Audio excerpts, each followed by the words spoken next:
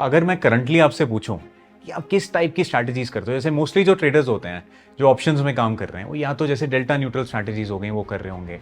बहुत से लोग सिर्फ ऑप्शन सेलिंग कर रहे हैं, कुछ लोग हैं जो डायरेक्शनल प्ले करते हैं। तो क्या आपका भी इनमें से ही कुछ स्टाइल है या बिल्कुल डिफरेंट है? अब आप इस स्ट्रेटेजी को देखिए, ये जो बैक टेस्ट के रिजल्ट्स हैं ये पिछले 2.5 साल के हैं, 2000 जनवरी 2023 से लेके अब तक के रिजल्ट है। ठीक है। ठीक है, इसमें अगर आप देखेंगे average returns are around 30% okay. Till date, और विन रेशियो इज 97%। आपने तो बिल्कुल ही होली ग्रेल निकाल ली है। So these are the results if you can see कि every month it is positive. Okay. So ये बेसिकली एक नोट पे मैंने टेस्ट किया है रेशियो का। कैपिटल इज अराउंड 5 लाख, जो मैंने एज्यूम किया कि कैपिटल इज 5 लाख। ठीक है, और 5 लाख पे 20% रिजल्ट्स रिटर्न्स हैं इन 2023। ठीक है। 37% के राउंड रिटर्न्स हैं इन 2024। जो 2024 जो सब बोल रहे थे जेन स्ट्रीट है, बहुत परेशानी हुई है, उसमें भी चल रही है। और 2025 में भी अभी तक 26% रिटर्न दे चुकी है। तो बताओ इसको ट्रेड करना कैसे है, और इसमें सुमित भाई स्वागत है आपका ट्रेडिंग की बात में। Thank you for joining us. Thank you so much for having me here. Sumit भाई, आप 15 साल से फुल टाइम ट्रेडिंग कर रहे हो, और मुझे ना ऐसे बड़े कम ट्रेडर्स मिलते हैं जिन्होंने कॉलेज के बाद सीधा ट्रेडिंग शुरू कर दी थी। तो प्लीज थोड़ा अपनी जर्नी के बारे में बताओ कि कैसे आपने डिसाइड किया कि यार मुझे यही करना है, and right after college. Arjun, I come from a very small town in Haryana, जहाँ पे मैंने कभी शेयर मार्केट के बारे में सुना भी नहीं था। Till my college I have no idea about what is call, what is put, what is share market, और बस I was just fascinated by the numbers. तो मैंने अपनी एमबीए में डेरिवेटिव्स के बारे में पढ़ा, और during the time I was doing CFA as well, तो उसमें भी डेरिवेटिव्स के बारे में अच्छे से पढ़ा, स्ट्रेटजीज, ऑप्शन क्या होते हैं क्या नहीं होते हैं। तो वहां से एक फैसिनेशन क्रिएट हुआ कि यार यही करना है। आफ्टर कंप्लीटिंग माय एमबीए, तो उसके बाद मैंने जितने भी ब्रोकर्स थे, प्रॉप डेस्क थे, सबके पास अप्लाई किया for a trader job. So fortunately in 2010 I joined one of the prop desk in Delhi, और उसके बाद मेरी ट्रेडिंग की जर्नी स्टार्ट हुई है। तो सुमित भाई, आपने जब शुरू करा होगा 2010 में, तो मार्केट्स बिल्कुल अलग थी। आई एम श्योर जो प्रॉप डेस्क में आप गए होगे, एक स्टाइल ऑफ ट्रेडिंग भी बहुत अलग होगा।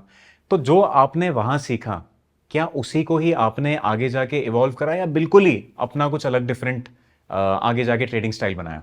चीजें बहुत बदली हैं 2010 से 2025 तक की अगर हम बात करते हैं। पहले सिर्फ मंथली ऑप्शन होते थे, फिर वीकली आई, फिर डेली एक्सपायरीज भी आई, मार्केट्स के अप डाउन्स भी काफी बढ़े, बट लेकिन अप्रोच वही रही, ऑप्शंस को देखने की, ऑप्शन का तरीका करने का, सोचने का, वो सब एक जैसा रहा। अगर मैं करंटली आपसे पूछूं कि आप किस टाइप की स्ट्रैटेजीज करते हो, जैसे मोस्टली जो ट्रेडर्स होते हैं जो ऑप्शंस में काम कर रहे हैं वो या तो जैसे डेल्टा न्यूट्रल स्ट्रैटेजीज हो गई वो कर रहे होंगे। बहुत से लोग सिर्फ ऑप्शन सेलिंग कर रहे हैं, कुछ लोग हैं जो डायरेक्शनल प्ले करते हैं। तो क्या आपका भी इनमें से ही कुछ स्टाइल है या बिल्कुल डिफरेंट है? मेरी एक अप्रोच है, तो उसको मैं बताने से पहले आपसे एक चीज पूछना चाहूंगा। आपको क्या लग रहा है मार्केट कल कहाँ जाएगी? ये तो कुछ नहीं कह सकते। तो मेरे ख्याल से मोस्ट ऑफ द ट्रेडर्स को नहीं पता होगा कि मार्केट कल कहाँ जाने वाली है। It is going to be down, ऊपर जाएगा, नीचे जाएगा, या साइडवेज रहने वाला है। So this was the uncertainty in the market. So derivatives को डिजाइन इसलिए किया गया था कि इस अनसर्टेनिटी को खत्म कर सके। So that was the main reason मुझे डेरिवेटिव्स अच्छे लगते हैं, कि मुझे नहीं पता कि मार्केट कहाँ जाने वाली है, बट मैं ऑप्शंस का यूज करके I can do a calculative things, कि मुझे ऊपर की साइड पे कितना रहना है, नीचे की साइड पे कितना रहना है। So I can basically has all the things. तो मुझे इसलिए ऑप्शन अच्छे लगते हैं। ठीक है सुमित भाई, जितना मैं जानता हूं ratios is one of your favourite trading strategies, क्या सही बोल रहा हूं? बिल्कुल सही बोल रहे हैं। तो ऐसा करो, आज हमें और हमारे व्यूअर्स को ना रेशोज की एक मास्टर क्लास दे दो, और A to Z सिखा दो कि रेशोज को कैसे ट्रेड करना है।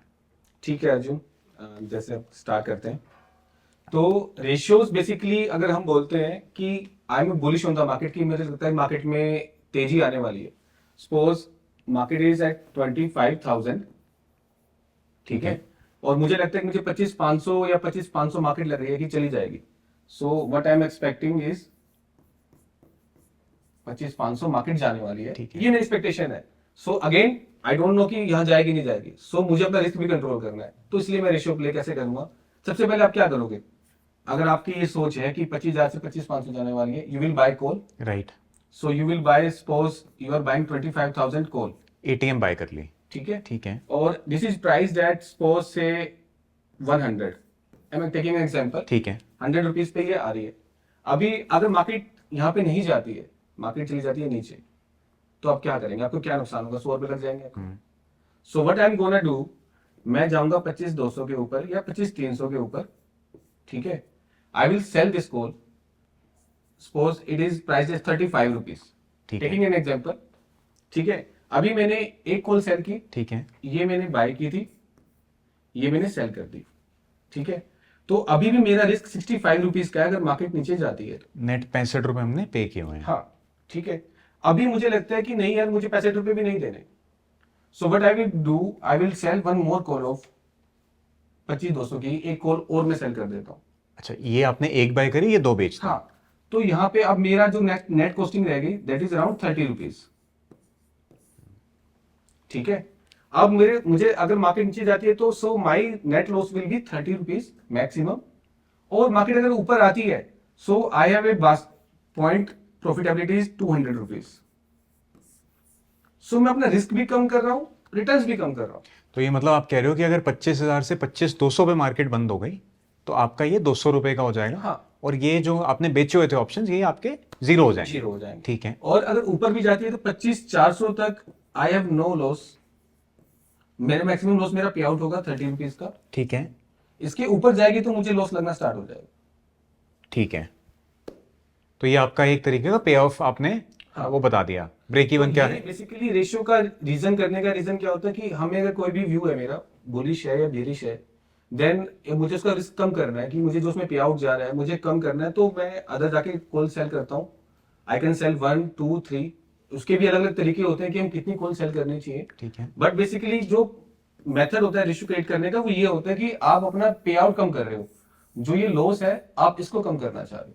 अच्छा, वन मोर क्वेश्चन कि ये हमने बात करी इंडेक्स की, यही सेम कॉन्सेप्ट क्या आपका इक्विटीज पे भी अप्लाई करता है या कमोडिटीज पे भी अप्लाई करता है? किसी भी इंस्ट्रूमेंट पे जो ऑप्शंस ट्रेड हो रहे हैं, सेम रेशियोज आप वहां ट्रेड कर सकते हो? ये स्ट्रेटेजी आप कहीं भी अप्लाई कर सकते हो किसी भी एसेट क्लास में। और ये आपने कॉल रेशियोज की बात करी, सिमिलरली पुट रेशियोज भी बनते हैं नीचे की तरफ? बिल्कुल। ठीक है। अच्छा, अब now as the name implies ratio, ratio का मतलब है कि 1:1 हो सकता है, 2 हो सकता है, 3 हो सकता है, 4 हो सकता है, वो रेशो कुछ भी हो सकता है। बिल्कुल। तो सुमित भाई, ये जो कितनी पुट बाय करनी है, कितनी कॉल बाय करनी है और उसके अगेंस्ट कितनी बेचनी है, ये कैसे डिटरमाइन करेंगे एक रेशो में? अगर हम रेशियोज की बात करें कि मुझे कितना बाय करना है और कितना सेल करना है, सबसे बड़ा क्वेश्चन ये आता है कि मुझे एक लॉट मुझे अगर सपोज करो बाय करनी है एटीएम या ओटीएम, और उसके अगेंस्ट ओटीएम्स में मुझे कितना सेल करना है। ठीक है। 2 लॉट करने हैं सेल, 3 करने हैं, 4 करने हैं, 5 करने हैं। सो ये सबसे बड़ा क्वेश्चन आता है किसी के भी सामने कि कितना सेल करना चाहिए। तो इसके तरीके बहुत सारे हैं। जो सबसे आसान तरीका जो लोग मेरे ख्याल से सबसे ज्यादा फॉलो करते हैं दैट इज डेल्टा न्यूट्रल, जिसको हम बोलते हैं कि डेल्टा न्यूट्रल। सो बेसिकली इसके अंदर क्या करते हैं कि डेल्टा ऑफ बाय स्ट्राइक, ठीक है। तो जो सेलिंग की जो हम स्ट्राइक चूज करते हैं उसका जो डेल्टा होता है उसके अकॉर्डिंग हम करते हैं। जैसे कि सपोज करो एटीएम का डेल्टा इज 0.5, ओके। ठीक है, और अब मैं जो ओटीएम की कॉल ले रहा हूं उसका डेल्टा अगर 0.2 है, सो मुझे अगर डेल्टा न्यूट्रल करना है तो I will have to sell 2.5 quantity. ठीक है, मतलब 2 लॉट बाय करे तो आपको 5 बेचने पड़ेंगे। हाँ, 2 लॉट बाय करेंगे तो 5 सेल करने पड़ेंगे। So it is basically delta neutral हो जाएगा आपका, और आपको पता चल जाएगा कि मुझे कितनी क्वांटिटी सेल करनी चाहिए। एंड ये अगर आप ट्रेड लेते हो सो ये आपको काफी हेज देता है, मतलब 50-100 पॉइंट मार्केट की मूवमेंट तक आपको हिलना नहीं पड़ता है इसके अंदर। ठीक है। This is kind of the strategy जहां पे आपको छोटी छोटी मूवमेंट्स में जो जिसको हम बोलते हैं साइडवेज मार्केट, मतलब मार्केट वापस जिगजैग कर रही है, मैं परेशान हो रहा हूँ, तो इसमें आप परेशान नहीं होगा, बैठे रहोगे आप कि यार ठीक है कर ले जिगजैग। तो ये रेशियो वो स्ट्रेटेजी। ओके, सुमित भाई एक चीज मुझे पूछनी है, जैसे डेल्टा न्यूट्रल, हमने डेल्टा की बात करी, कुछ लोगों को ना डेल्टा कंफ्यूजिंग लगता है तो वो उसकी जगह प्रीमियम देखते हैं। हाँ, तो क्या ऐसा भी कर सकते हैं कि स्टाइल इज प्रीमियम, प्रीमियम के बेसिस पे भी कुछ लोग करते हैं। प्रीमियम में क्या करते हैं, कुछ लोग प्रीमियम न्यूट्रल करना चाहते हैं, पसंद करते हैं। जैसे अगर इसका प्रीमियम 100 रुपए है और उनको ये है कि मुझे 3 ही कॉल बेचनी है या 2 कॉल बेचनी है, तो से they will look for 50 rupee option premium या फिर 30 rupees option premium 35, so that उनका रेशियो रुपी न्यूट्रल हो जाए। ठीक है, मतलब 100 के बदले आपने 50 2 बेच दी तो डेल्टा न्यूट्रल एक तरीके से हो गया। डेल्टा न्यूट्रल नहीं होगा, उसका डेल्टा नेगेटिव आएगा, नेगेटिव आएगा, बट प्रीमियम के तौर पे अगर किसी को देखना है तो वो वैसे भी कर सकता है। बिल्कुल। अच्छा सुमित भाई, जैसे आपने बात करी कि 1 के बदले 2 बेचना है, 2.5 बेचना है, तो ये तो रहा हमारा डेल्टा न्यूट्रल का। अब अगर किसी का व्यू बुलिश है, उस केस में कैसे पोजीशन बनानी चाहिए? ठीक है। ठीक है, अगर सपोज आज मार्केट इज 25,000, सो आपको पहले ये क्लियर होना चाहिए कि आपको कितना बुलिश लग रहा है मार्केट। ओके। सपोज आपको लग रहा है कि मार्केट यहां से 25,500 जाने वाला है, तो आई विल प्रेफर कि आप 25,200 की कॉल लें और 25,500 की कॉल सेल कर दें। अभी कितना सेल करना है that will again depend upon कि आप प्रीमियम न्यूट्रल पे जा रहे हो या डेल्टा न्यूट्रल पे जा रहे हो, वो उसके हिसाब से आपकी सेलिंग की रैंक निकल के आ जाएंगी और आप ये कर सकते हो। ठीक है। अब आपने जैसे यहाँ पे स्ट्राइक सिलेक्शन करी 25,200 की, वाई नॉट 25,000? 25,200 क्यों करा गया यहाँ पे? इसका that again the risk appetite plus कि मेरा जो रिस्क है वो भी कम हो जाएगा। यहाँ पे मेरा जो डेबिट जाएगा वो बहुत ज्यादा जाएगा। ठीक अगर है। मैं 25,000 पे जाता हूँ, okay. Since 25,500 is very OTM, तो मुझे सेलिंग में प्रीमियम बहुत कम मिलने वाला है। ठीक है। मुझे मल्टीपल्स में सेलिंग करनी आएगी और जब मार्केट ऊपर जाएगी तो दैट कैन टर्न रिस्की। तो आप मतलब कह रहे हो कि 25,000 जो आप बाय करोगे उसका प्रीमियम बहुत ज्यादा होगा, और बिल्कुल। जहां तक आप सोच रहे हो मार्केट चली जाए उसका प्रीमियम क्योंकि कुछ है ही नहीं, तो फायदा नहीं है उसको बेच के। तो बेचोगे भी तो अगर आप, तो आपको बहुत ज्यादा क्वांटिटी बेचनी आएगी, ज्यादा बेचनी पड़ेगी। सो ऊपर आने पे that can work against you. Okay. तो आपका जो रेशो है, अगर आप 25,200 500 रखते हाँ, हो। जैसे सपोज कीजिए मेरा यहाँ पे एक के सामने 3 बेचनी आ रही है, अगर मैं इसको पकड़ूंगा तो ये 6 तक चली जाएगी। अच्छा, तो आपका जो यहाँ पे शॉर्ट एक्सपोजर है, शॉर्ट ऑप्शन का, हाँ। वो बढ़ जाएगा, मार्जिन रिक्वायरमेंट भी बढ़ जाएगी। मार्जिन रिक्वायरमेंट भी बढ़ जाएगी प्लस गामा मेरे अगेंस्ट प्ले करेगा कि मार्केट ऊपर जाती है स्पीड से। ठीक है। So it will become ATM. So 3 load में जो नुकसान लग रहा होगा वो कम लगेगा, 6 में ज्यादा लग रहा होगा आपको। Got it. ठीक है। नो सुमित भाई, अब एक केस हमारा रह गया है बेयरिश। तो बेयरिश में इसको फ्लिप कर दें पुट साइड में, बस बिल्कुल वैसे ही रहेगा? बिल्कुल सही। क्या ऐसी कोई और चीज है जो डाउन साइड पे देखनी चाहिए? क्योंकि हर एक को डर यही होता है डाउन साइड का कि रिस्क ज्यादा है, और हम यहाँ पे क्योंकि एक के बदले ज्यादा बेच रहे हैं, तो क्या इनहेरेंट कुछ उसमें रिस्क रहता है जिसका ख्याल रखना हो? इसके लिए मैं एक स्ट्रेटजी लेके आया हूँ आपकी ऑडियंस के लिए। ओके, तो ठीक तो है, वही चलाते चलते हैं हैं। उसके ऊपर। बिल्कुल। तो सुमित भाई, आप हमारे लिए एक स्ट्रैटेजी लेके आए हो, और ये स्ट्रैटेजी लग तो बहुत अच्छी रही है, तो प्लीज अब समझा दो ये है क्या, कैसे ट्रेड करना है इसको, और क्या मैट्रिक्स हैं इसके? अर्जुन भाई, एक चीज, जब भी हम कोई स्ट्रेटजी को बैक टेस्ट करते हैं या कुछ भी सोचते हैं, तो पहला चीज क्या होती है हमारी एक्सपेक्टेशंस की? प्रॉफिट्स आए और उसके बाद विन परसेंटेज अच्छी हो और पैसा ही पैसा बनता रहे, जो सबको चाहिए कि पैसा ही बने। बिल्कुल बिल्कुल। सो अब आप इस स्ट्रेटजी को देखिए, ये जो बैक टेस्ट के रिजल्ट्स हैं ये पिछले 2.5 साल के हैं, 2000 जनवरी 2023 से लेके अब तक के रिजल्ट है। ठीक है। ठीक है, इसमें अगर आप देखेंगे average returns are around 30% okay. Till date, और विन रेशियो इज 97%।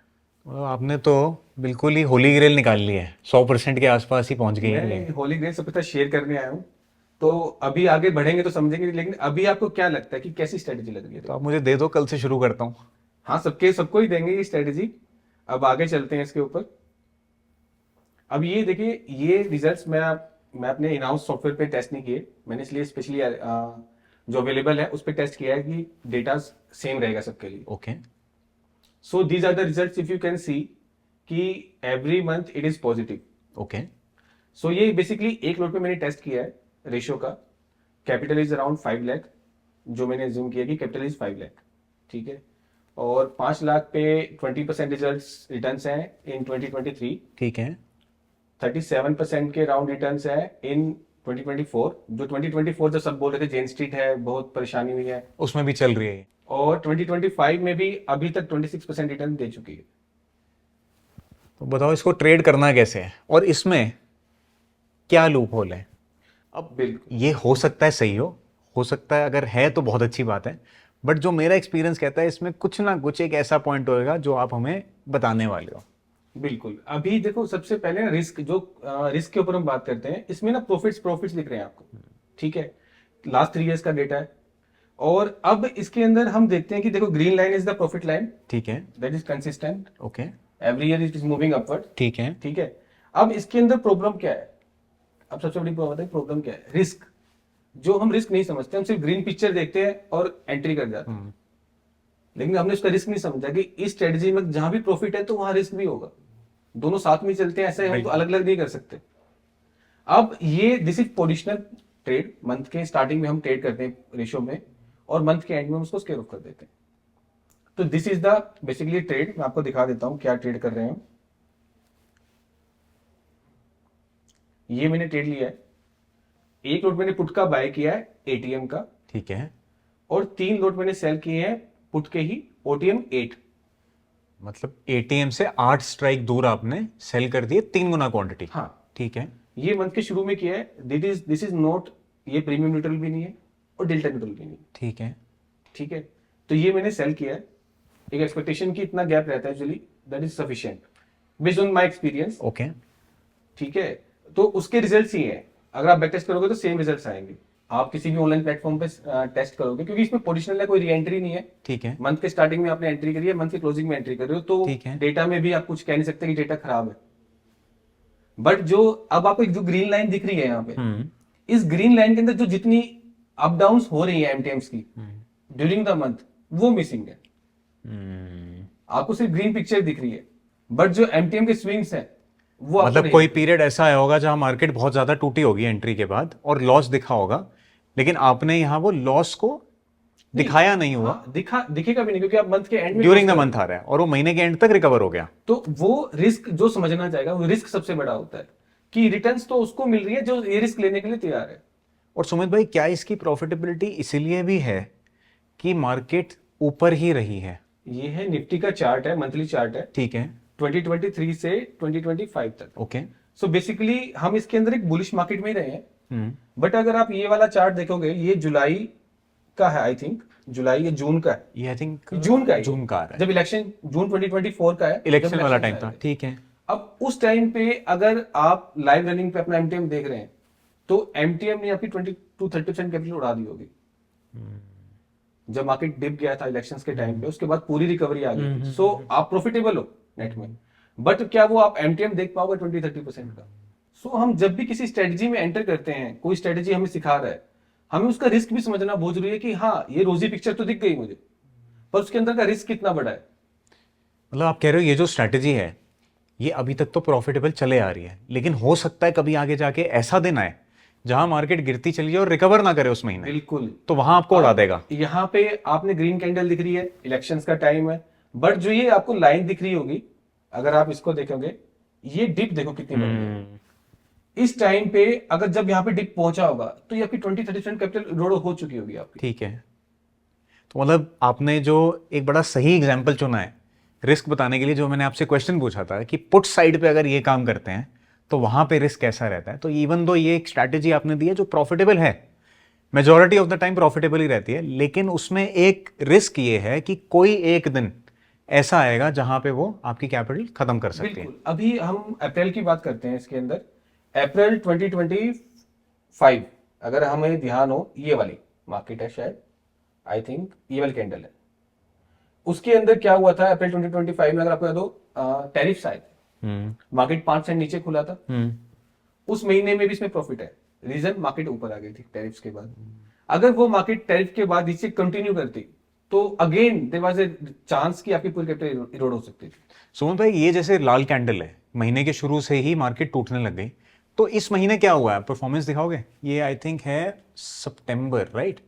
ये I think this is October. This is October, okay. हाँ, अक्टूबर में भी हम प्लस में है। There is only one month when we are negative, that is Feb 2025। और ऐसा कैसे है कि अक्टूबर में प्लस है?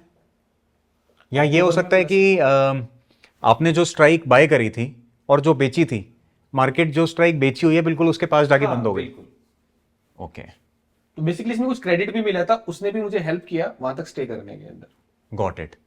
तो सुमित भाई ये बताओ, अब ये आपने एक स्ट्रैटेजी तो दे दी, इसको अगर फॉलो करना है या सिमिलर लाइंस पे किसी को कुछ करना है तो वो कैसे कर सकता है? ये स्ट्रेटजी मुझे बताने का सबसे बड़ा रीजन था कि रिस्क, कि आज जो रिटेल्स की हम बातें करते हैं कि लॉसेस लग रहे हैं रिटेल्स को, उसका सबसे बड़ा रीजन होता है कि हम रिस्क नहीं समझते। किसी भी स्ट्रेटजी का कोई स्टेटस एंगल हो या रेशियो की बात कर रहे हैं हम किसी भी स्ट्रेटजी के अंदर, उसमें रिस्क को समझना बहुत जरूरी है कि उसमें कितना रिस्क मुझे जा सकता है और कितना मैं रिस्क ले सकता हूँ।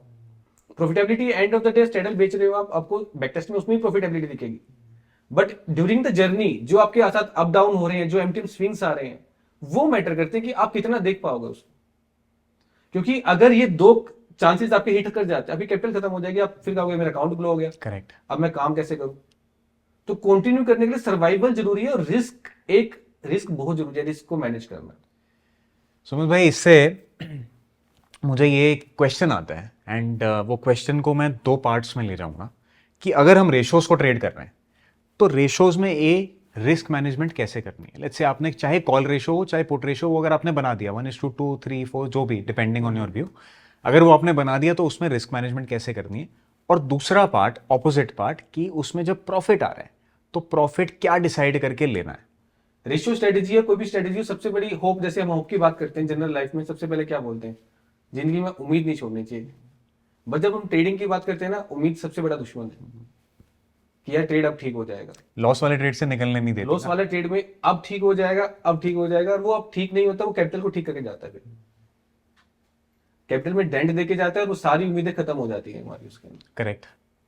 तो इसीलिए मेरा ये मानना है कि जब भी आप एक स्टॉप लॉस, कोई भी ट्रेड में आप एंटर कर रहे हो, आपका स्टॉप लॉस पहले दिमाग में क्लियर होना चाहिए कि मुझे कहां एग्जिट करनी है। अगर आपके दिमाग में वो क्लियर है तो आप डेफिनेटली किसी भी स्ट्रेटेजी में एक्सेल कर सकते हो, चाहे वो रेशियो हो, चाहे वो स्टेटस ट्रायंगल कर रहे हो, किसी भी स्ट्रेटेजी में आपको पता होना चाहिए कि मैं कैपिटल में कितना डेंट ले सकता हूं और कितनी बार ले सकता हूं। तो सुमित भाई, अगर रेशोज की मैं बात करूं तो आपने जैसे 1:2 बना दिया अगर, या 1:3 बना दिया, लेट्स से आपने कोई 1:2 का रेशो बनाया, क्या आप एग्जाम्पल के साथ समझा सकते हो कि लेट्स से अगर वो डेबिट के लिए बना या क्रेडिट के लिए बना तो उसमें आप अपना रिस्क कैसे मैनेज करोगे, स्टॉप लॉस कैसे डिफाइन करोगे, और अगर प्रॉफिट लेने की बारी आएगी तो वहां पे प्रॉफिट कैसे बुक करोगे।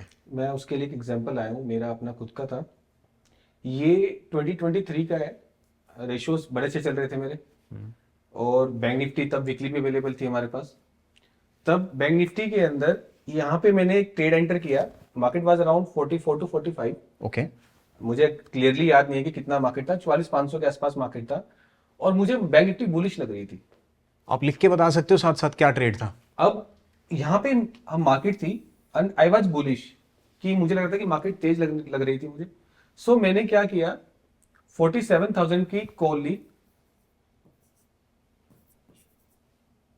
और 47,500 की कॉल मैंने सेल की, 3 लॉट। ठीक है। आई वाज एक्सपेक्टिंग कि मार्केट इसी रेंज में जाने वाला है। ठीक है। अब हुआ क्या, market open gap up, then again gap up, और जब भी मार्केट में किसी भी तरफ मूव आती है आईवीज एक्सप्लोड हो जाती है। सो ये ट्रेड मेरा अगेंस्ट चला गया and I was at a loss of around 30 to 35 lakh okay at that point. और मुझे समझ नहीं आ रहा था मैं करूं क्या, क्योंकि आई जो मार्केट थी still below my strike price. एक बारी व्यूअर्स को प्लीज ये समझा दोगे कि आपका लॉस आया तो क्यों आया, क्योंकि कई लोगों को ऐसा लग रहा होगा कि आपने 44,000 पे ट्रेड बनाया और 47 की तरफ आ गया तो आपको तो प्रॉफिट होना चाहिए, तो यहाँ लॉस क्यों आया। उसका रीजन है, जब भी आईवीज एक्सप्लोड होती है तो डेल्टास ग्रीक सब चेंज हो जाते हैं मार्केट के। ठीक है। सो मुझे एग्जैक्ट याद नहीं आ रहा, एग्जाम्पल ले लेते हैं एग्जाम्पल ले प्राइस लेता का। हूं। जैसे सपोज करो ये 150 की थी ठीक है। And it was at 50 rupees जब आपने ट्रेड डाला। हाँ, मेरा प्रीमियम पे आउट में भी अराउंड 0 ही था, तो 150 के बदले आपने 50 50 की 3 बेची तो 0 हो गया। ठीक है। अब मार्केट ऊपर गई तो ये ज्यादा स्पीड से रनअप हुई, क्योंकि देखो जब भी मार्केट को बड़ा मूव लेना होता है ना तो ओटीएम से बहुत गंदी बाइंग आ जाती है, they will shoot like nothing कि कल देयर इज नो टुमारो। तो ऐसे ये कॉल भाग रही थी। सो उस टाइम पे ये अराउंड 800 रुपए था, तो ये अराउंड 300 रुपए पहुंच गया था। अच्छा, और थे आपके एक के बदले 3 थे। So I was in loss of 100 rupees, और इवेंचुअली वो लॉस बढ़ के 200 तक चला गया। ओके। ठीक है। और उसके बाद यहाँ पे मैंने स्टॉप लॉस फिर बुक किया, मैंने उसको एडजस्टमेंट नहीं किया कुछ भी, क्योंकि market was in rampant mode की बुलिश मोड पे चली जा रही थी। सो आई एग्जिटेड अराउंड 25 to 30 लाख के नुकसान पे मैंने इसको बुक कर लिया था। और अब अगर मैं इसको बैक टेस्ट करता हूँ इसी ट्रेड को अपने, ये प्रॉफिट दिखाएगा, मंथ एंड तक प्रॉफिट में आ गया। Because market closed at my point. अच्छा, एग्जैक्ट वहां पे बंद हो गई, तो आपको इसमें पूरे पैसे आने थे। जर्नी उससे पहले की, लेकिन जो जर्नी थी यहाँ तक की 48,500 पे, तो ये 30 लाख का नुकसान 1.5 से 2 करोड़ पहुंच चुका था। पर द पॉइंट अगेन कम्स, क्या आप वहां तक रुक पाओगे। सुमित भाई, एक चीज मुझे पूछनी है, रादर क्लैरिफाई करनी है फॉर एवरीबॉडी, कि इसमें आपने जब ट्रेड डाला तो आपका 0 क्रेडिट पे ट्रेड बना, यानी कि ना आपने जेब से दिए ना आपने कुछ लिए। तो जब आप एक रेशो बना रहे हो जहां पे एक के बदले मल्टीपल बेच रहे हो, बिल्कुल, तो अगर वो क्रेडिट में चला जाए, यानी कि जो वैल्यू बेचे हुए की है वो ज्यादा हो जाए खरीदे हुए से, तब लॉस आता है, राइट। बिल्कुल। तो हम चाहते ये हैं कि ये वैल्यू जो है ये धीरे धीरे घटती रहे और ये बढ़ती Basically, जो रहे। आपने सेल किया है वो ज्यादा स्पीड से बढ़ रहा है, और जो आपने बाय किया है that is not covering the amount जो कि सेलिंग में बढ़ रहा है। तो मैं इसको ऐसे भी देखता हूं कि एक जो है वो एक को तो संभाल लेगा, वो शुरू में 3 को संभाल लेता है, हाँ लेकिन जब तेज बढ़ना शुरू होता है, स्ट्राइक के पास आता है, तो वो एक को संभाल पाता है, लेकिन जो 2 हैं वो आपके अगेंस्ट काम कर रहे हैं। बिल्कुल ऐसा ही होता है। अगर मैं ग्रीक्स की टर्म्स में अगर हम बात करें तो गामा आप देखोगे तो हमेशा एटीएम का ज्यादा होता है। अब जैसे जैसे मार्केट ऊपर आएगी, जो ये मेरा डीप ओटीएम था that will approach to ATM, right. ठीक है। तो एटीएम का जो गामा होगा वो ज्यादा स्पीड से शूट करेगा, वो इसको जब ये बढ़ेगा तो ये इसको कवर नहीं कर पाएगा, क्योंकि अल्टीमेटली आईटीएम का डेल्टा अगर हम देखें तो 0.6 0.7 इसमें बढ़ने को ज्यादा बचता नहीं है, ठीक है। बट इसके डेल्टा में बढ़ने की बहुत उम्मीद है। और यहाँ पे 3 है आपके पास, अगर ये 40 भी हो गया तो 1.2 वो आपकी कवर ही नहीं कर पाएगा कभी आपको। ना सुमित भाई, लुकिंग बैक, आपने यहाँ तो लॉस बुक कर दिया, लेकिन उसके बाद क्या आपका लेसन था इससे कि यार मेरे को अगर मेरे अगेंस्ट पोजीशन जा रही है तो कैसे मैनेज करना है, कैसे लॉस बुक करना है? तो बेसिकली जब भी मार्केट रैम्पेट मोड में आती है कि मैं एग्जिट कर देता हूँ, at that point of time I was in good profit from other positions, तो मुझे लगा कि यार ठीक है मेरे पास सफिशिएंट कुशन पड़ा हुआ है, आई विल मैनेज। तो बट मेरा जो मैंने कहता ना कि मेरा स्टॉप लॉस का एक सिस्टम होता है कि रिस्क आपको पता होना चाहिए कि मुझे कितना लॉस लेना है। मेरा अंडरलाइन का लॉस नहीं आया था क्योंकि market was way beyond my buying strike, और मेरा जो स्टॉप लॉस पॉइंट था अगर आइडियली देखे तो मैं इस पे रखता हूँ अपना स्टॉप लॉस, जो आपने बेची हुई है स्ट्राइक उस पे रख देते हो, ठीक है। बट वो उससे पहले ही मार्केट इतना फास्ट मूव कर रहा था बैंक निफ्टी, अगर आप यहां देखोगे कि तो ये मौका ही नहीं दे रहा है, ठीक है। और IVs were exploding, so I exerted because मेरा एमटीएम हिट कर गया था ये वाला 25 to 30 lakhs, सो मेरा एमटीएम लिमिट हिट और मैंने उसको एग्जिट कर लिया था फिर। और M2M जो है ये अब एक लिमिट रखना, तो ये ऐसे भी निकाला जा सकता है कि मेरी टोटल कैपिटल कितनी लग रही है इस ट्रेड के ऊपर और कितना % मैं लॉस लेने को तैयार हूं। बिल्कुल, देखो रेशियोज में अगर आप पैसे बनाना चाहते हो कि आपको लगता है मुझे ट्रेल करना है, तो आप स्टॉप लॉस कैसे लेंगे? स्टॉप लॉस 2 तरीके से होते हैं रेशियोज के अंदर, जो मैं फॉलो करता हूं। अंडरलाइन का स्टॉप लॉस, अगर ट्रेड मेरे फेवर में काम कर रहा है, आईवीज ड्रॉप करती जा रही है, क्रश करती जा रही है, तो पैसे बनेंगे मेरे।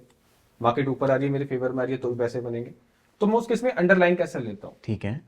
कि जो मैंने सेल की हुई लेग है उसके पास चला गया तो मैं एग्जिट कर लूंगा, अदरवाइज आई विल वेट कि मुझे 500 रुपए पूरे मिल जाए इसके अंदर, ठीक है।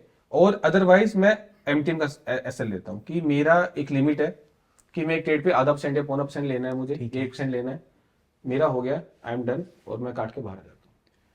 तो मतलब 2 तरीके हो गए, या तो एक लेवल रख लो या अपना M2M एज अ मेरा ये परसेंटेज ऑफ मानना है कि capital, which ever hits earlier, दोनों में से जो पहले आ जाए, जो ठीक है। पहले आ जाए। अच्छा सुमित भाई, ऐसा भी होता है ना, कुछ रेशोज जो हैं जिनमें आने का पोटेंशियल ज्यादा होता है और कुछ हैं जिनमें आने को ही कुछ खास नहीं है, ठीक है। तो क्या लिमिट्स दोनों की अलग अलग होनी चाहिए as a percentage of capital? कुछ तरीका उससे एसेस करने का? वो रिस्क एपिटाइट पे डिपेंड करेगा आपकी कि आप कितना रिस्क एज्यूम करना चाहते हैं ठीक है। किसी भी ट्रेड के अंदर। अगर मैं सपोज करो मैं यहाँ पे वेट करता, बट मेरी कैपिटल बहुत बड़ा रेंट था, मैं नहीं झेल पाता तब तक वहां पे, बट अगर करता तो मुझे 500 रुपए इसके अंदर आते, मुझे मतलब around I have made around 1 CR by the end of the month. By the end of the month.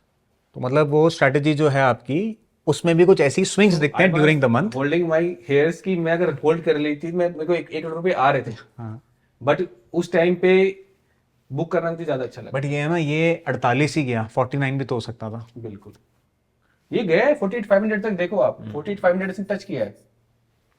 अच्छा सुमित भाई, अगर हम उल्टा चलें कि अब जो रेशियोज में प्रॉफिट होता है, लोग पे ऑफ ग्राफ में प्रॉफिट देखते हैं, बट वो पे ऑफ ग्राफ का प्रॉफिट होता है एक्सपायरी के एंड तक का। अब ड्यूरिंग द मंथ अगर ये धीरे धीरे मूव आ रहा है, 47,500 की तरफ जा रहा है, आपका आईवीज वगैरह नॉर्मल चल रही है, नॉर्मल मूव है, तो आप क्या देख के प्रॉफिट बुक करते हो अपना? सो बेसिकली मैं अभी भी मानता हूँ कि मुझे नहीं पता मार्केट कहाँ जाने वाली है। मार्केट मेरे फेवर मूव कर रही है, अभी रात को फोन आएगा, ट्रम्प बोलेगा कि मेरा दिमाग खराब है, मार्केट जाएगी नीचे, फिर मैं क्या करूंगा? So I keep always keep trailing. Profits में अगर मैं चला जाता हूं तो मेरा मानना है कि जो पैसा आ गया वो जाना नहीं चाहिए, ठीक है। So I always trail. अगर मैं एक बार प्रॉफिट में चला गया तो मैं उसको लॉस में एग्जिट नहीं करता हूं, I will exit at break even और सम प्रॉफिट, बट मैं उसको लॉस में एग्जिट नहीं करता। तो इसका भी प्लीज एक एग्जांपल देके बताओ कि कितना प्रॉफिट आने पे आप ट्रेलिंग करते हो, just a rough idea. And जब हमारे फेवर में आ रही है वो पोजीशन, तो उसको कैसे कैसे एग्जिट करना है, प्रॉफिट बुक करना है। अर्जुन भाई, किसी भी स्ट्रेटजी को करने से पहले ना हमें उसका पे ऑफ पता होना चाहिए कि किसी भी स्ट्रेटजी में कब प्रॉफिट होने वाला है, कब लॉस होने वाला है। अगर मुझे वो नहीं पता है तो मैं अपनी ना तो अपनी एग्जिट डिसाइड कर सकता हूँ, ना ही मैं एंट्री डिसाइड कर पाऊंगा। ठीक है, तो आज जब हम रेशियो की बात कर रहे हैं तो मैं रेशियो का थोड़ा सा पे ऑफ सबको बताना चाहूंगा। अगर हम रेशियो की बात करते हैं, ये हमारा अंडरलाइन है और ये पी एंड एल है। तो रेशियो का ग्राफ कुछ इस तरीके से रहता है।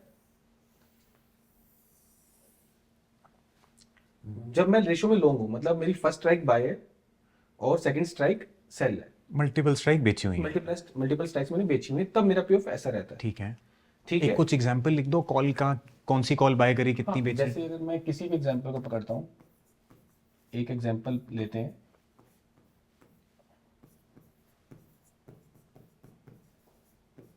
ये मैंने एक कॉल बाय की है और ठीक है। 3 कॉल मैंने सेल की। ठीक है, तो ये कुछ ऐसा चार्ट बनेगा हमारा।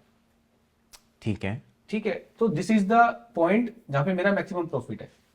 ये पॉइंट होता है जो मेरी सेलिंग स्ट्राइक होती है, कि भाई इस पे आके बंद हो जाए तो जो बेचा हुआ है माल वो पूरा जीरो हो जाएगा बिल्कुल, और इसमें मैक्सिमम प्रॉफिट ये आ मेरा मैक्सिमम प्रॉफिट हो जाएगा।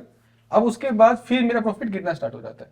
तो मुझको ये पॉइंट और ये पॉइंट ये पता होने चाहिए मुझे कि अंडरलाइन के कौन से पॉइंट पे मेरा लॉस प्रॉफिट खत्म होने वाला है, ताकि आपको पता चले कि मुझे स्टॉप लॉस कहां बुक करना है। ठीक है, और मैं इस चेन के किस पॉइंट पे खड़ा हूं कि मुझे प्रॉफिट बुक कहां करना चाहिए, ट्रेलिंग कहां करनी चाहिए। ओके। या फिर मैं यहां पे हूं, कहां पे हूं, जब तक आपको पता नहीं होगा कि मैं इस ग्राफ के अंदर कहां स्टैंड कर रहा हूं, तब तक आप एग्जिट नहीं कर पाओगे। ठीक है, तो ये किसी भी स्ट्रेटजी के लिए, जब तक आपको पे ऑफ चार्ट मैं सबसे जरूरी मानता हूं किसी भी स्ट्रेटजी को करने के लिए, ताकि हमें पता रहे कि हमें कहां एग्जिट करनी है, कहां एंट्री करनी है।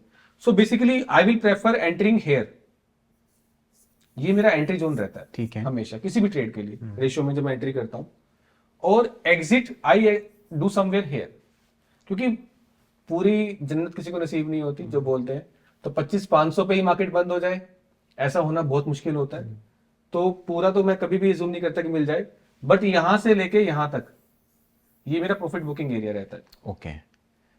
तो यहाँ आप ट्रेलिंग शुरू करते हो या यहाँ के कुछ बुकिंग ही स्टार्ट कर देते हो? यहाँ पे आके ट्रेलिंग भी स्टार्ट हो जाती है मेरी। ट्रेलिंग के साथ साथ फिर मैं आगे चलता रहता हूँ। जैसे यहाँ पहुंच गया तो दिस बिकम माई एसएल, अगर मैं यहाँ पहुंच जाता हूँ तो ये मेरा एसएल बन जाएगा, यहाँ पहुंच गया तो ये मेरा एसएल बन जाएगा। बहुत अच्छा आपने ग्राफिकली समझाया है and makes it very clear कि जो आपका राइजिंग वाला पार्ट है, हाँ, आपको वहां पे अपने प्रॉफिट्स लेने हैं और वहां ट्रेलिंग करनी है, इसको यहाँ पे मत आने दो। मत आने दो। ये तो आपका एग्जिट पॉइंट है ना, स्टॉप लॉस होना चाहिए। सो बेसिकली जब तक आप चार्ट नहीं देखोगे आप समझ नहीं पाओगे कि मुझे एग्जिट कहां करनी है। तो आपको पता होना चाहिए कि ये पॉइंट कहां है, ये पॉइंट कहां है, ये पॉइंट कहां है।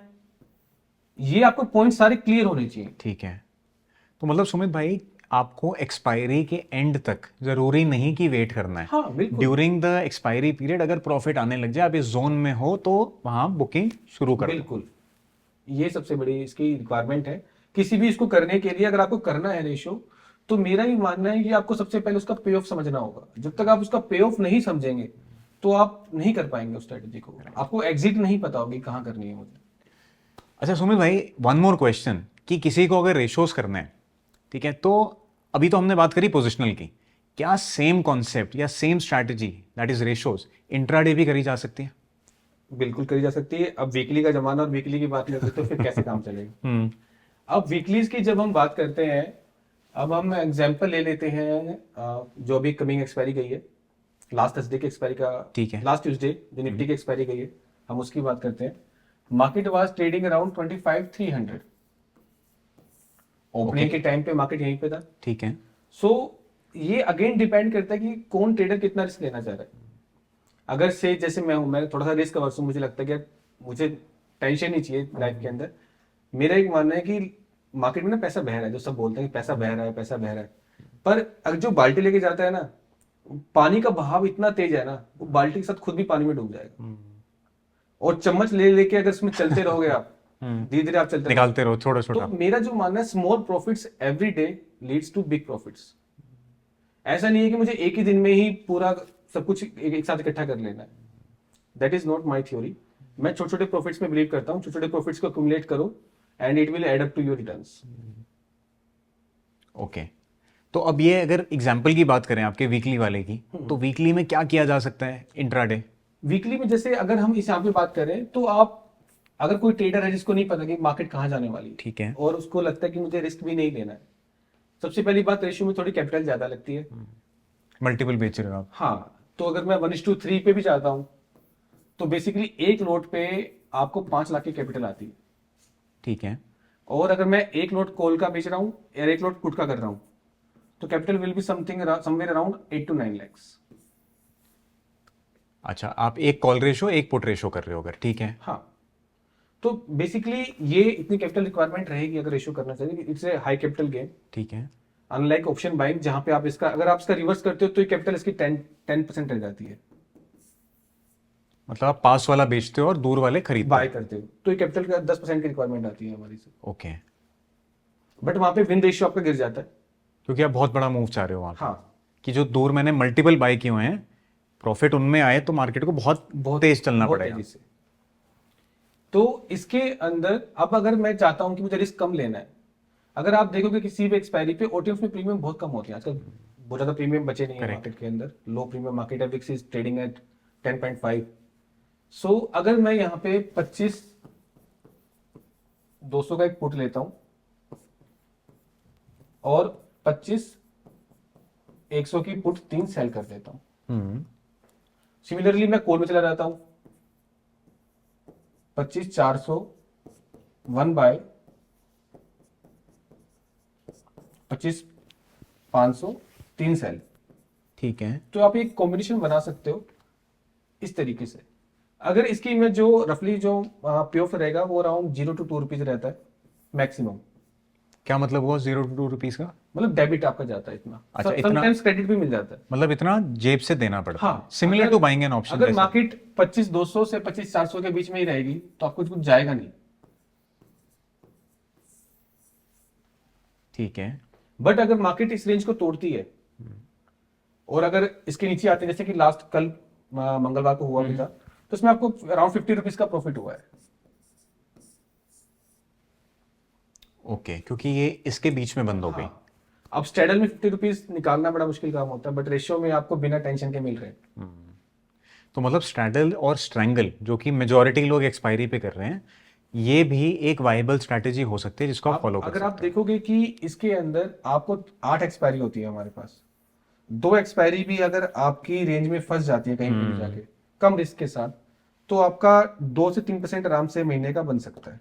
और सुमित भाई, कॉन्सेप्ट इसमें भी वही रहता है प्रॉफिट बुकिंग और स्टॉप लॉस का जो आपने पहले बताया। बिल्कुल, एग्जिट पॉइंट आपके माइंड में क्लियर होना चाहिए कि मेरा जो एग्जिट पॉइंट रहेगा वो समवेयर अराउंड उसी जो ग्राफ के नेक के अंदर यहाँ पे मेरा एग्जिट पॉइंट होना चाहिए। तो मतलब एक तो अपना M2M बेस्ड स्टॉप लॉस हो गया, और एक ये जो स्ट्राइक है जहां बेचा हुआ है, ये आपका स्टॉप लॉस लेवल हो जाएगा। यहां मार्केट पहुंच गई तो काट दो, फिर उसको बढ़ने मत दो और आगे। बिल्कुल, ठीक है। तो सुमित भाई, अगर किसी को रेशोज स्टार्ट करना है, पहले तो मैं ये बोलना चाहूँगा, आपने जो समझाया है ना, मतलब बहुत बढ़िया तरीके से समझाया, मेरे खुद के बहुत कॉन्सेप्ट्स क्लियर हो गए हैं। सो सीइंग ऑल दिस, अगर किसी को रेशोज ट्रेड करना हो तो व्हाट विल यू सजेस्ट कि किस तरीके से स्टार्ट किया जाए, किन बातों का खास ख्याल रखा जाए? एंड एक चीज़ और पूछना चाहूँगा आपसे कि हमने अभी 1:3 की बात करी। अब कुछ लोगों के दिमाग में आएगा, यार ज़्यादा क्रेडिट ले लेते हैं, कॉस्ट निकाल देते हैं, तो सामने 6, 8, 10 बेच देते हैं, क्या वो सही है? तो ये कुछ चीज़ें मैं आपसे जानना चाहूँगा। देखो 6, 8, 10 बेचना रेशियो का सिस्टम स्टाइल नहीं है। वो लोग कर लेते हैं, वो सिंपल ऑप्शन बेच रहे हैं। जब मैं इसकी बात कर रहा हूं तो यहाँ पे आपके ग्रीक्स देखो, ग्रीक्स बहुत ज्यादा आउट नहीं होते आपके। अगर आप कंबाइंड ट्रेड के ग्रीक्स कैलकुलेट करेगा, कोई भी ट्रेड करेगा तो उसको ग्रीक्स दिखेगा बिल्कुल डेल्टा न्यूट्रल के आसपास का ट्रेड मिलेगा। So Greeks are managed in this trade. आपको ग्रीक्स तो कहीं ना कहीं मैनेज करने ही होंगे। ठीक है, आप थोड़े बहुत ग्रीक्स आउट कर सकते हो, पर बहुत ज्यादा ग्रीक्स अगर आउट कर दोगे तो अल्टीमेटली वही होगा ना, जो गामा शूट करेगा तो फिर ये आपको मारना स्टार्ट कर देगा। अब अगर ये 1:3 था, उस दिन 25,100 के नीचे भी आया, बट मेरे पास मौका था कि मैं 25,050 तक इसको वेट कर सकता हूं। ठीक है, so my stop loss was this on that day. ये एक्सपायरी पे बहुत बड़े मूवमेंट्स नहीं आते हैं यूजुअली, और 1% का मूव उस दिन आ चुका था। तो आपने थोड़ा सा एक्स्ट्रा रिस्क लिया हुआ था उस दिन। हाँ, ठीक है, क्योंकि this is my break even point. अगर मैं ये जो मैंने आपको चार्ट बताया था, ये 25,050 है इस ट्रेड का।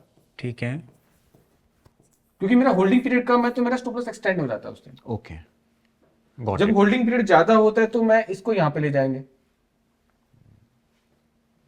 टाइम पे बहुत कुछ डिपेंड करता है तो मतलब एक्सपायरी वाले दिन इसकी प्रॉफिटेबिलिटी अच्छी हो सकती है। हाँ। ठीक है। अच्छा सुमित भाई, अगर किसी को ये शुरू करना है सब कुछ, then what is your suggestion how to go around? अगर रेशियो को स्टार्ट करने से सबसे पहले रिस्क समझना बहुत जरूरी है। मेरा तो ये मानना है कि रिस्क समझे बिना कोई काम करना ही नहीं चाहिए।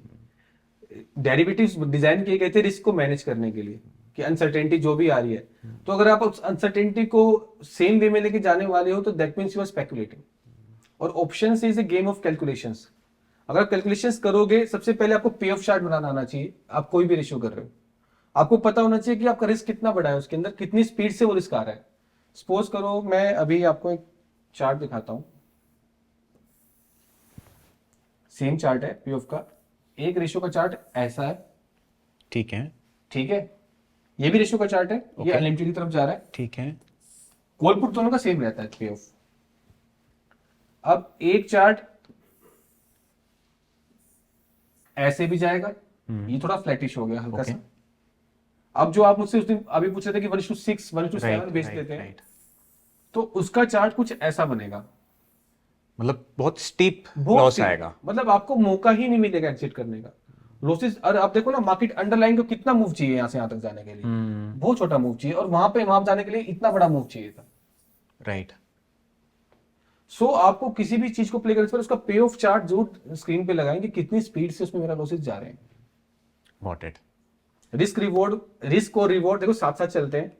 हम हमारे कहते हैं कि एक होती है रिस्क फ्री रेट, 12% के अराउंड, 10 से 12% हम मानते हैं। दैट मीन्स यहाँ पे रिस्क हमारा बहुत कम होता है। सपोज करो ये रिस्क है, ये रिटर्न। अब अगर मैं 12 से ऊपर जाता हूं तो ये रिस्क मेरा सीधा यहाँ जंप करता है। अगर मैं 24% पे जा रहा हूं, एनुअल की बात कर रहा हूं मैं, ये मंथली वाले नहीं हूं तो ये रिस्क मेरा यहां से यहां पहुंच जाता है, रिवॉर्ड से ऊपर निकल रहा है। रिवॉर्ड से ऊपर। जैसे जैसे आपकी रिटर्न बढ़ती जाएंगे ना, risk will overtake the reward point. Right. तो ये समझना जरूरी है कि मेरा कहां पे, मेरे जो सेटिस्फेक्शन है रिस्क की, मुझे कहां तक जूम करना है। अगर आप रिस्क समझ के काम करोगे तो option is the best way to trade the markets. Sumit भाई, इतना कुछ आपने सिखा दिया इतने छोटे टाइम में, और इतना ज्ञान दे दिया है, बहुत काम आएगा। जो लोग देख रहे हैं, I am sure they will appreciate कि आपने जो नॉलेज दी है रेशोज के ऊपर, this will prove to be helpful. And जो भी सुमित भाई ने चीज़ें बताई हैं, प्लीज़ ख्याल रखना, स्पेशली ये जो लास्ट चीज़ बोली है, this is the crux of it, कि रिस्क और रिवॉर्ड दोनों को आप बैलेंस करके चलो। बिल्कुल। सुमित भाई, आपने टाइम दिया, thank you so much for joining us. Thank you Arjun, thank you very much.